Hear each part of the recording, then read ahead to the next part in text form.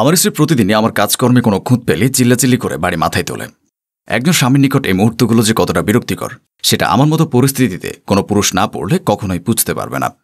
ইদানিং আমি আমার স্ত্রীর কারণে বাড়িতে বেশিক্ষণ স্থির থাকতে পারি না, বরং অধিকাংশ সময় পার্কে নয়তো অফিসের বসের কাছে থেকে জোরপূর্বক ফাইল সংগ্রহ করে অনেকটা সময় নিয়ে অফিসের কাজ করি। এমনকি মাঝে মধ্যে এমন দিনও গেছে যে অফিস ছুটি দিয়েছে 8টায়, অথচ আমি রাত 10টা বেজে যাওয়ার পরও অফিস থেকে বের হচ্ছি না, বরং নিজের ডেস্কে বসে ফাইল ঘাটাঘাটি করছি, নয়তো ফেসবুক স্ক্রল করছি।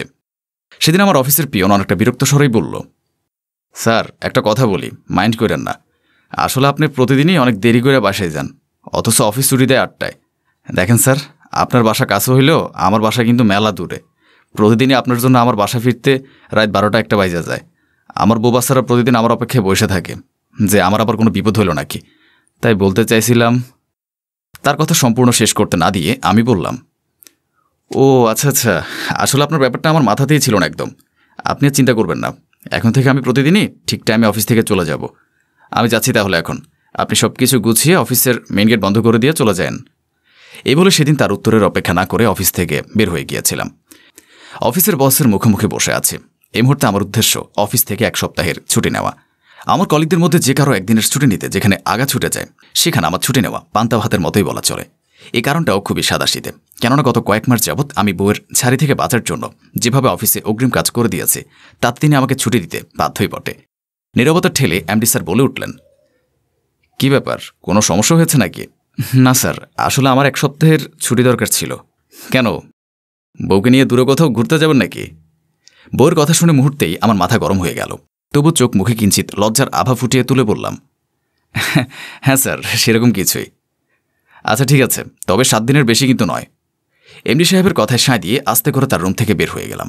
আমার স্ত্রী আমাকে ব্যাগে কাপড় ঢুকাতে দেখে বেশ কৌতূহলী মুখে জিজ্ঞেস করল, কি ব্যাপার, কই যাচ্ছ ব্যাগ গুছিয়ে? আমি নির্লিপ্ত স্বরে বললাম, নরক থেকে মুক্তি পেতে স্বেচ্ছায় নির্বাসনে যাচ্ছি। মানে তুমি কাকে নরক বলছো? তার মানে আমি তোমাকে জ্বালাই? রুহির কথার প্রতি উত্তরে যখন আমি কিছু না বলে সবকিছু গুছিয়ে চলে যেতে ধরব, তখনই সে পেছন থেকে আমার হাতটি শক্ত করে ধরে আক্রোশ কণ্ঠে বলে, তাড়াতাড়ি বলো কই যাচ্ছ, না হলে কিন্তু খারাপ কিছু হয়ে যাবে। ও বুঝেছি, মনে হয় আমাকে আর এখন ভালো লাগে না, তাই নতুন কাউকে পেয়ে চলে যাচ্ছ, তাই না? ছাড়ো বলছি, তোমার মুখের কথাগুলো কেমন যেন আমার কানে বিষের মতো লাগে। আমি অশান্তি থেকে মুক্তি চাই। আমার কথা শুনে এবার সে আমার হাতটি আরও শক্ত করে ধরে কান্না এবং রাগ মিশ্রিত স্বরে বলল, তুই তাড়াতাড়ি বল, কোন মেয়ে তোকে তাবিজ দিয়ে ঘায়েল করেছে? আমি কিন্তু এক্ষুনি নারী নির্যাতনের মামলা করব তোর নামে। হ্যাঁ, তোমরা নারীরা তো পারোই একটা, যত ইচ্ছে মামলা করতে পারো, আমার কিচ্ছু আসে যায় না। এই বলে ওর হাতটি আমার হাত থেকে জোরপূর্বক ছাড়িয়ে নিয়ে দ্রুত পায়ে বাসা ত্যাগ করলাম। পেছন থেকে রুহি আমাকে একাধিকবার ডাকলেও ওর ডাকে আমি সাড়া দিলাম না। 3 দিন কেটে গেছে। এই 3 দিন আমার স্ত্রী আমাকে একবারও কল দেয়নি। দিবে বা কীভাবে? আমি তো সেই 3 দিন আগেই যোগাযোগের সকল ব্যবস্থা অফ করে দিয়েছি। আমি যে হোটেলে উঠেছি সেটা আমার বাসা থেকে বেশি দূরে নয়, তাই অধিকাংশ সময়টাতেই হোটেলের ভেতরে অবস্থান করি। এর মধ্যে আমি একটা বিপদে পড়েছিলাম।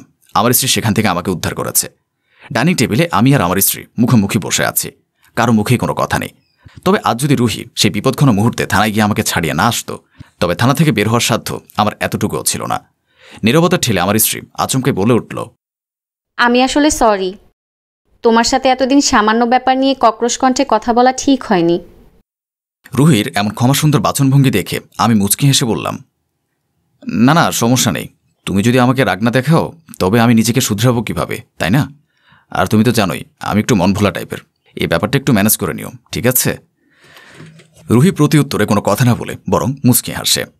তবে একটা কথা সত্য, যে আমি যদি সেদিন স্বেচ্ছায় নির্বাসনে না যেতাম, তাহলে আমার প্রতি তার ভালোবাসাটা বুঝতেও পারতাম না, আর আজকের এই সুখকর মুহূর্তটির সাক্ষীও বোধহয় কবু হতাম না।